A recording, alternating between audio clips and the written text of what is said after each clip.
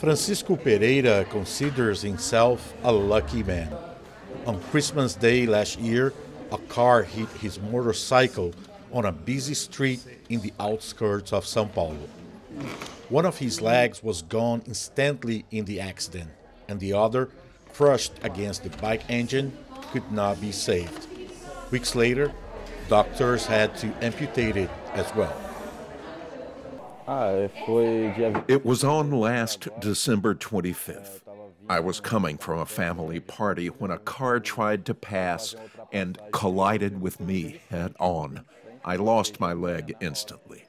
Despite the tragic outcome, Francisco is happy to be alive.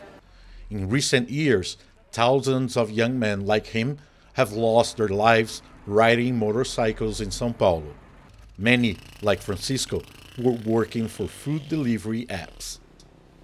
Data from the Sao Paulo Traffic Authority shows that the first 6 months of this year have been the deadliest for motorcyclists in Brazil's most populous and wealthiest state.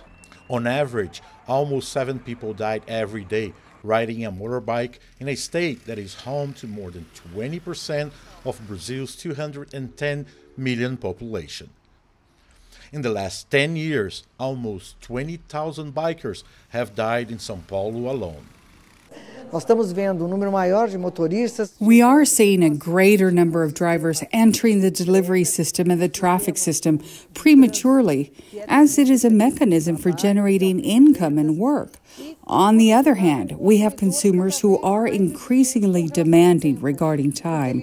They call and say, "Hurry up, I'm in a rush." Dr. Lina Mara Rizzo is among the creators of one of the main rehabilitation centers in Brazil, the Lucy Montoro Hospital. She says the expansion of the delivery market in Brazil over the last decade is one of the main reasons so many young men are dying on the streets.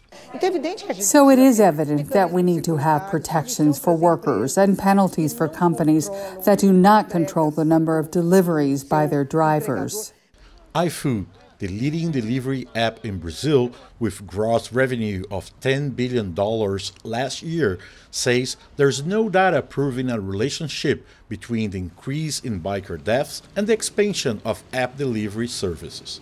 The company says only 0.6% of motorbikers in Brazil work for them. A recent study conducted by the Institute for Applied Economic Research, a Brazilian government organization, shows that between 2016 and 2022, the number of people working as delivery drivers on motorcycles grew by almost 1,200%. Alan Freiria is one of them. He started working as a food delivery driver 5 years ago. With food deliveries, with pizza deliveries, it's better for me because besides the mobility, I earn more, you know? It's riskier.